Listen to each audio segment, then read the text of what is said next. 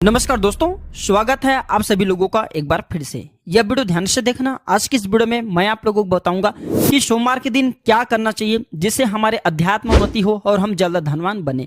साथ ही इस वीडियो में मैं आप लोगों को बताऊंगा कि सोमवार के दिन ऐसे कौन से कार्य करने से भगवान भोलेनाथ नाराज होते हैं।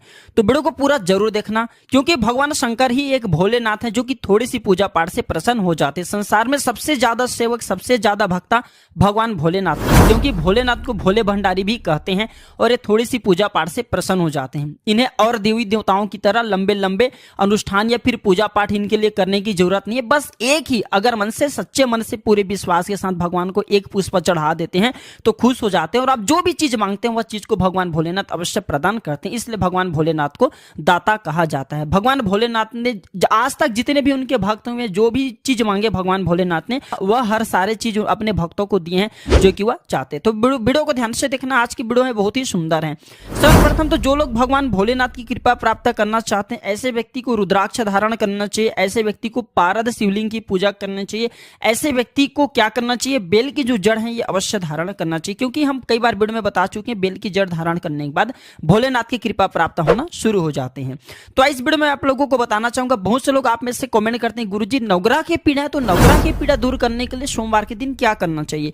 तो अगर सूर्य ग्रह से आपको कोई परेशानी, सूर्य ग्रह अगर आपको परेशान करते हैं तो शिवलिंग पर जल अभिषेक करें। शिवलिंग पर जल अभिषेक करने से सूर्य के जो ताप होते हैं, सूर्य के जो अनिष्ट प्रभाव होते हैं, दूर होते हैं। अगर चंद्र आपको परेशान करें तो कच्चे दूध में काले तिल डाल करके शिवलिंग पर अभिषेक करें। चंद्र का जो दुष्प्रभाव है, चंद्र जो आपके ऊपर में बुरे परिणाम दे रहे वह दूर हो जाते हैं। अगर मंगल आपको परेशान करते हैं तो गिलोय बूटी के रस से जो शिवलिंग है इनका जो अभिषेक करना शुरू कर दीजिए। मंगल के दोष के कारण व्यक्ति में क्या होता है, जल्दी से विवाह नहीं होते, मांगलिक दोष हो जाते हैं, या फिर शादी होते हैं। बहुत से लोगों को आपने देखा होगा शादी हो जाते हैं, अगर पत्नी को मांगलिक दोष लगाए तो पति मर जाते हैं। और अगर पति को लगा है तो कितने भी पत्नी ले आए घर में, कितने भी शादी करके ले, उनका डेथ हो जाते हैं, मर जाते हैं। तो मंगल दोष लगने के और भी कारण है, जैसे कि मंगल दोष लगते हैं तो व्यक्ति को छोटी छोटी बातों में गुस्सा आने लगते हैं। तो ऐसे व्यक्ति गिलोय की बूटी के रस का अभिषेक जो है शिवलिंग पर करना शुरू कर दीजिए, तो मंगल दोष दूर हो जाते हैं। जिन्हें बुध दोष लगा हो तो विधारा की बूटी के रस से शिवलिंग पर अभिषेक करें। विधारा बहुत ही आसानी से मिल जाते हैं, ढूंढिएगा। बृहस्पति जिनके कमजोर है, जैसे कि जिनके गुरु कमजोर है, बृहस्पति कमजोर है, ऐसे व्यक्ति को आत्महानि होता है, यानी कि मान सम्मान नहीं मिलता। कहीं भी चले जाइए लोग इनकी इज्जत नहीं करते और जो धार्मिक कार्य इन पर इनके मन नहीं लगते। तो ऐसे व्यक्ति अगर एक बार भी अगर कच्चे दूध में हल्दी मिलाकर के शिवलिंग पर अभिषेक कर देते हैं तो बृहस्पति के जो कुप्रभाव है दूर हो जाते हैं। शुक्र के कुप्रभाव को दूर करने के लिए पंचामृत से शिवलिंग पर अभिषेक करने से शुक्र के जो कुप्रभाव है दूर होते हैं। जो व्यक्ति जिनके कुंडली में शुक्र कुप्रभाव दिखाते हैं, ऐसे व्यक्ति धन से वंचित रह जाते हैं, ऐसे व्यक्ति धनवान नहीं बनते, ऐसे व्यक्ति भिखारी हो जाते हैं। तो जल्द धनवान बनना चाहते हैं तो भगवान शंकर को किसी भी सोमवार के दिन में पंचामृत से अभिषेक कर देना बहुत ही लाभकारी होता है, धन आने का मार्ग खुलते हैं। शनि से बचने के लिए गन्ने के रस अभिषेक करने से, ध्यान से सुने, जो लोग शनि की पीड़ा से परेशान रहते हैं, ऐसे व्यक्ति अगर शिवलिंग पर गन्ने के रस का अभिषेक करते हैं तो शनि के कुप्रभाव समाप्त होते हैं, ऐसे धर्म शास्त्रों में लिखा। और ये तत्काल फल देते हैं, ये तत्काल फल देते हैं। आपको शनि के मंत्रों का उच्चारण करने की जरूरत नहीं है, बस भगवान शंकर से प्रार्थना करना और गन्ने का रस अभिषेक कर देना। शनि के कुप्रभाव, शनि की 7.5 अढ़ैया पौनी दशा जो भी चले तत्काल समाप्त होती है। राहु केतु की अगर दशा से परेशान है तो भांग से शिवलिंग पर अभिषेक करें, इससे राहु केतु के कुप्रभाव समाप्त होते हैं। जितने भी नवग्रह बताए हैं, ये नवग्रह को भगवान शंकर ने स्वयं बनाया, सभी को आशीर्वाद दे करके नवग्रह मंडल स्वयं तैयार किए थे। इस वीडियो में जानते हैं कि भगवान शंकर को कौन सा कामना के लिए कौन सा चीज चढ़ाना चाहिए जिससे आपके मनोकामना की पूर्ति हो। वीडियो को ध्यान से देखना। अभी तक कमेंट बॉक्स में ओम नमः शिवाय नहीं लिखे तो लिख दीजिए, या फिर हर हर महादेव जरूर लिखना। आशा करूंगा कि आप ओम नमः शिवाय जरूर लिखेंगे, हर हर महादेव जरूर लिखेंगे। अगर आप ऐसा नहीं लिखते तो मैं समझ जाऊंगा कि आप भी भोलेनाथ के भक्त नहीं हैं, आप भोलेनाथ से नाराज हैं। तो जो व्यक्ति अगर दूध का अभिषेक शिवलिंग पर करते हैं तो ऐसे व्यक्ति को आरोग्य की प्राप्ति होता है। दही का अभिषेक करते हैं शिवलिंग पर तो जीवन में हर्ष और उल्लास की प्राप्ति होता है। शहद का, जी हाँ, शिवलिंग पर अगर कोई व्यक्ति शहद चढ़ाते हैं तो सौंदर्य की प्राप्ति होते है, वाणी में मिठास आता है और समाज में लोकप्रियता बढ़ता है, समाज में आपके मन सम्मान प्रतिष्ठा बढ़ता है शहद चढ़ाने से। घी का अगर शिवलिंग पर अभिषेक करते हैं तो हमें तेजी से, ध्यान से सुनिए, अगर कोई व्यक्ति घी का अभिषेक करते हैं शिवलिंग पर तो हमें तेजी से, हमारे शरीर में तेज की प्राप्ति होता है, ऊर्जा की प्राप्ति होता है। शक्कर का शिवलिंग पर अभिषेक करते हैं तो सुख, समृद्धि, ऐश्वर्य की प्राप्ति होता है। और कोई व्यक्ति अगर इत्र का, ध्यान से सुनिए, अगर अगर कोई व्यक्ति जो है भगवान शंकर पर इत्र का अभिषेक करते हैं। इत्र का अभिषेक कैसे करते हैं? जो जल जिसमें आप पानी चढ़ाने जो लोटे आपने पानी चढ़ाने के लिए रखे हैं, जल रखे हैं, उस जल में इत्र की कुछ बूंद डालना होता है, तो इसे इत्र का अभिषेक बोल सकते हैं। तो ये अगर आप भगवान शंकर पे इत्र का अभिषेक करते हैं तो इससे धर्म की प्राप्ति होता है और आरोग्य की प्राप्ति होता है। जो बार बार बीमार पड़ते हैं, समझ में नहीं आ रहे करे तो करे क्या, सभी मार्ग से परेशान हो चुके हैं, ऐसे व्यक्ति इत्र का अभिषेक भोलेनाथ को जरूर करें। उसी टाइम से तत्काल रिजल्ट मिलते हैं। फिर देखना स्वास्थ्य में धीरे धीरे सुधार आना शुरू हो जाते हैं। और अगर ये इत्र का अभिषेक करते हुए महामृत्युंजय मंत्र का पाठ करते फिर सोने पे सुहागे मृत तुल्य व्यक्ति को भी जीवित किया जा सकता है इस उपाय से। अगर कोई व्यक्ति सुगंधित तेल का अभिषेक शिवलिंग पर करते हैं तो ऐसे व्यक्ति को धन्य धन की प्राप्ति होता है, जीवन में सभी भौतिक सुखों की प्राप्ति होता है। शिवलिंग पर चंदन का अभिषेक करने से समाज में यश और मान सम्मान की प्राप्ति होता है। और अगर कोई व्यक्ति केसर अगर अर्पित करते हैं तो दाम्पत्य जीवन सुखमय होता है। विवाह में आने वाले समस्त जो अड़चने होती हैं, जिनकी विवाह में कोई तकलीफ आ रही, बाधा आ रही, ऐसे व्यक्ति चढ़ाइए तो बिल्कुल अड़चने दूर होती है। मनचाहा जीवन साथी प्राप्त होता है। विवाह के जो योग हैं वो शीघ्र बनते हैं। अगर कोई व्यक्ति भांग अगर शिवलिंग पर चढ़ाते हैं तो समस्त पाप, जितने भी पूर्व समय में किए गए पाप होते हैं, दोष होते हैं, वह दूर हो जाते हैं। धतूरे चढ़ाते हैं भगवान शंकर को तो पुत्र की प्राप्ति होता है, कुल का नाम रोशन होता है और इसे भगवान शंकर के साक्षात आशीर्वाद प्राप्त होता है। आंवले का रस अगर आप शिवलिंग पर चढ़ाते हैं तो दीर्घायु की प्राप्ति होता है, अकाल मृत्यु कभी नहीं होता। दोस्तों अभी तक वीडियो को लाइक नहीं की तो लाइक जरूर कर देना और हमारे चैनल को सब्सक्राइब जरूर कर लेना। मैं क्यों बोल रहा हूं? क्योंकि प्राचीन ज्ञान चैनल का मकसद है जनहित एवं जन कल्याण करना। क्योंकि प्राचीन ज्ञान चैनल से हम जितने भी कमाई करते हैं, इसके अधिकतर पैसे गरीब एवं असहाय लोगों की सेवा में समर्पित कर देते हैं। आप हमारे वीडियो को देखते हैं तो हमें खुशी मिलती है, हमारे वीडियो में बताए गए उपाय को करते हैं तो हमें भी पुण्य की प्राप्ति होती है।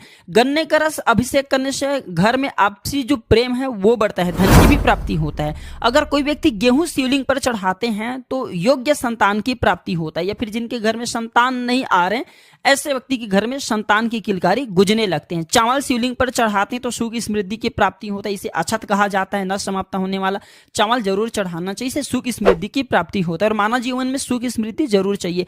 तिल चढ़ाते हैं शिवलिंग पर तो समस्त पापों से हमें मुक्ति मिलती है। पूर्व समय के जो किए गए पाप होते हैं वो मिट जाते हैं। आइए अब इस वीडियो में मैं आप लोगों को बताना चाहूंगा कि सोमवार के दिन क्या करना चाहिए। तो सोमवार के दिन सिर पर हमें जो है शिवलिंग पर चढ़ा हुआ या फिर कोई भी भस्म होते हैं शिवलिंग पर लगा करके हमें अपने सर पर जरूर भस्म लगाना चाहिए। सोमवार के दिन निवेश करना अच्छा होता है। जी हाँ, बिल्कुल, आप किसी भी चीज में निवेश कीजिए, इसमें फायदा ही आपको मिलेंगे। सोमवार के दिन जो है सोना है, चांदी है, शेयर मार्केट में जो पैसा लगाना ये अच्छा माना गए हैं। इस दिन घर का निर्माण भी शुभारंभ कर सकते हैं। सोमवार को सुबह क्या करना चाहिए? तो सोमवार के दिन सुबह जल्दी स्नान करके पूजन पाठ करना चाहिए और भगवान शंकर जी की 108 बार महामृत्यु मंत्र का जाप करते हैं, महामृत्युंजय मंत्र का।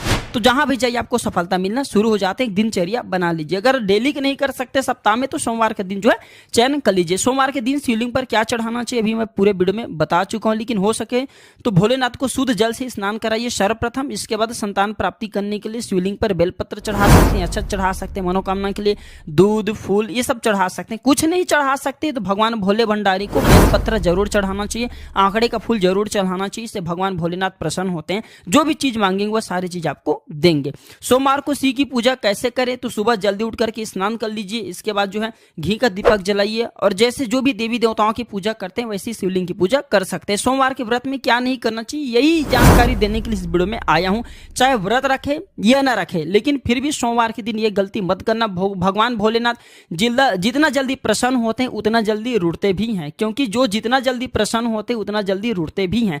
तो ध्यान से सुनिए। माना जाता है कि सोमवार के व्रत में चाहे आप व्रत रखे हो चाहे मत रखे हो, ये जानकारी दूसरे को भी बता सकते हैं। तो सोमवार के व्रत में गेहूं सूजी या आटे का सेवन नहीं करना चाहिए। इसके अलावा लाल मिर्च और सादा नमक युक्त जो मसालेदार हैं, तली भुनी हुई चीजें हैं, इनका सेवन नहीं करना चाहिए। साथ ही मांस मदिरा बैगन काफी हरी पत्तेदार जो सब्जी हैं इनका भी सेवन नहीं करना चाहिए, मना किए गए हैं। शिव की पूजा कब करना चाहिए? जो भगवान शंकर जी की पूजा है इसे सर्वश्रेष्ठ कौन समय करना माना गया है? तो वो है प्रदोष काल। प्रदोष काल किसे बोलते हैं जान लीजिए। तो सूर्यास्त से 1 घंटा पहले और सूर्यास्त के 1 घंटा बाद इसे प्रदोष काल कहा गया है। तो प्रदोष काल में अगर भगवान शंकर जी की पूजा करते हैं, जैसे कि धतूरे, फल, आंकड़ा वगैरह जो भी चीज चढ़ाते हैं, तो भगवान शंकर इस समय तत्काल प्रसन्न होते हैं। और अगर तेरस के दिन है तो अति उत्तम है। जैसे एकादशी आते हैं, एकादशी के बाद द्वादश फिर आते हैं, तेरस का दिन अति उत्तम माना गया है शिव पूजा करने के लिए। क्या हम पीरियड के समय में भगवान शंकर की पूजा कर सकते हैं? बिल्कुल कर सकते हैं, लेकिन उनके शिवलिंग को आपको छूना नहीं है। मानस पूजा कर सकते हैं, मन से पूजा कर सकते हैं। शिव को धतूरे का फल अत्यंत प्रिय है। धतूरे का फल चढ़ाने से भगवान शंकर बहुत प्रसन्न होते हैं।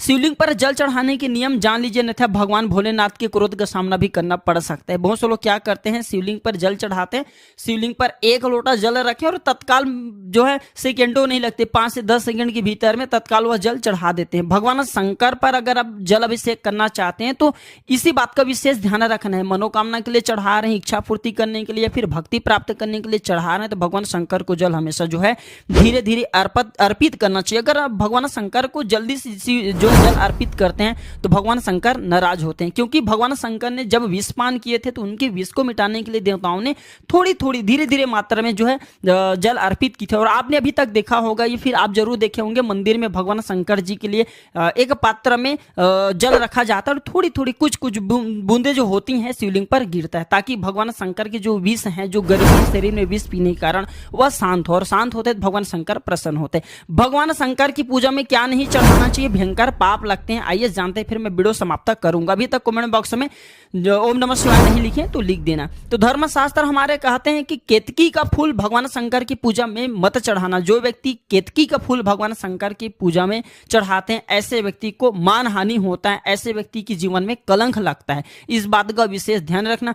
तुलसी के पत्ते चढ़ाने से, अगर भगवान शंकर को तुलसी के पत्ते अगर आप चढ़ा देते हैं तो झूठा प्रेम की प्राप्ति होता है। तुलसी के पत्ते भूल करके शिवलिंग पर नहीं चढ़ाना चाहिए, भगवान शंकर क्रोध होते हैं। और संग से कभी भी जल अभिषेक शिवलिंग पर नहीं करना चाहिए। अगर ऐसे करते हैं तो जो पति पत्नी हैं इनके तलाक हो जाते हैं, धर्मशास्त्रों में ऐसा लिखे गए हैं। तो भूल से संग से जो है जल अभिषेक शिवलिंग पर नहीं करना चाहिए। कुमकुम या सिंदूर चढ़ाते हैं अगर शिवलिंग पर, तो इससे पति की दुर्घटना, पति की जो है एक अंग चले जाते हैं, दुर्घटना में एक अंग चले जाते हैं। इस बात का विशेष ध्यान रखना। भूल करके कुमकुम या सिंदूर शिवलिंग पर मत चढ़ाना।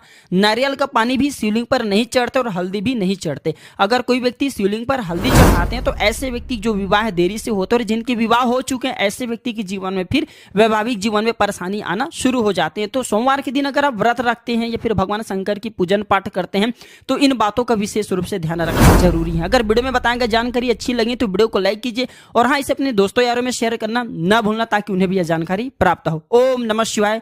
हर हर महादेव।